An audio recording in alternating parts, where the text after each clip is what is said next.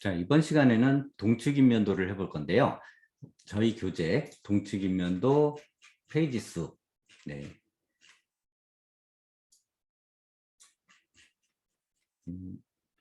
267페이지에 표현이 되어 있습니다.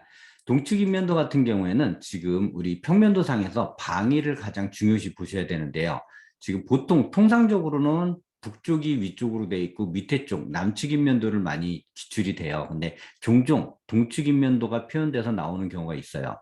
이럴 경우에 가장 상식적으로 보시는 게 우리나라 지도를 생각하시면 돼요. 우리나라 지도에 위쪽에 북한이 있고 밑쪽에 남한이 있죠. 그리고 이쪽은 우리가 동해라고 얘기하고 이쪽이 서해라고 얘기하잖아요. 그래서 시험 시간에 만약에 방위 각도가 헷갈리다라고 했을 때는 북쪽이 위에 있다 그러면 우리나라 지도를 생각해서 이쪽 바다는 동해 바다라는 생각을 하시면, 즉 우리가 보는 방향이 여기서부터 이쪽으로 쳐다보는 걸 동측 인면도다라고 얘기를 할 수 있어서 이 평면도면 자체를 이렇게 돌려서 회전을 이렇게 시켜서 이쪽 부분을 쳐다보게끔 만들어 주시면 되겠습니다. 그래서 평면도면을 돌려보면 지붕이 이렇게 녹색 점선으로 지금 표현되어 있는데요. 이 지붕이 녹색 도면으로 표현되어 있을 때 단면도를 한번 생각을 해보셔야 돼요. 단면도를 생각했을 때 우리 이쪽 부분은 이미 그려놓은 상태잖아요. 이 부분이 이미 그려진 상태인데 이쪽 부분이 아직 안 그려진 상태예요. 그랬을 때 이제 이 단면도를 부분 수정하는 방법이 있습니다. 이 안에 부분을 다 지우면 이렇게 지붕층이 나오는데 이 지붕층에서 이 부분만, 자 이건 흰색으로 바꿔볼게요. 잘 안 보이니까. 이 지붕만 이렇게 이렇게 다시 수정을 하시면, 크기를 수정하셔서 작업을 하시면 이 지붕이 두 개, 긴 지붕까지 이렇게 나타나집니다. 지금 단면 수정한 부분이거든요. 이 부분이 단면을 이렇게 수정해서 작업을 하시면 되겠고, 여기에 있는 선들을 지붕선과 벽체선을 그대로 내리시잖아요. 지금 쭉 내려보면 각각의 위치가 그대로 잡혀서 내려와져요. 그래서 도면을 볼 때 이 도면에 그려진 것을 그대로 여기다 옮긴다라고 생각하시면 되는데, 만약에 이 벽면의 길이를 모르시겠다라고 했을 때는 우리 단면도상에서, 여기 단면도상에서 중심선에서부터, 이 중심선에서부터 여기까지의 치수가 얼마인지만 확인하시면 돼요.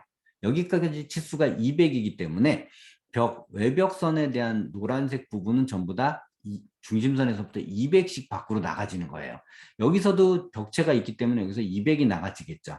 이렇게 200씩 나가지면 이렇게 벽체가 조성이 되는 거고요.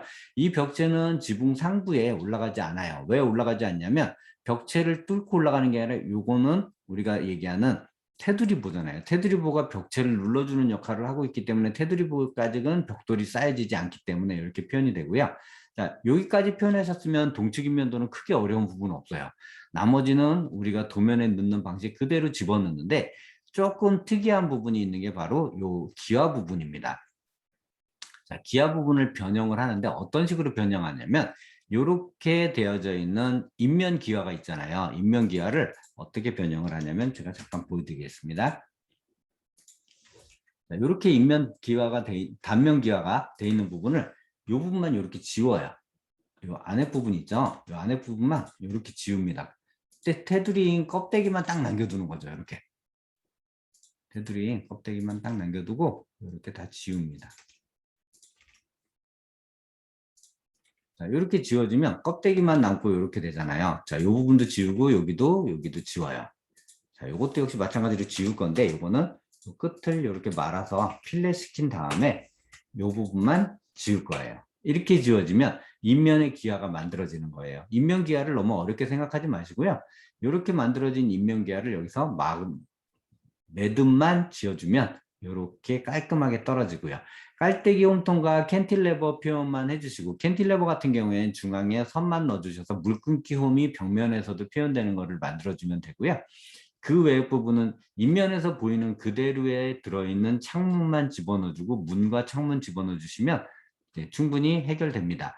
자, 그 다음에 이제 굴뚝이 보여지는 부분이 있는데, 자, 굴뚝 같은 경우에는 통상적으로 굴뚝의 높이는 용머리를 넘어서지는 않아요. 사실 용머리는 넘어서지 않는데 굳이 굴뚝을 이제 보여줘야 되는 사항이라고 했을 때는 그냥 간단하게 렉탱으로 표현해 주시면 되는데, 골뱅이 600에 1000 정도 이렇게 하나 만들어 주시고요.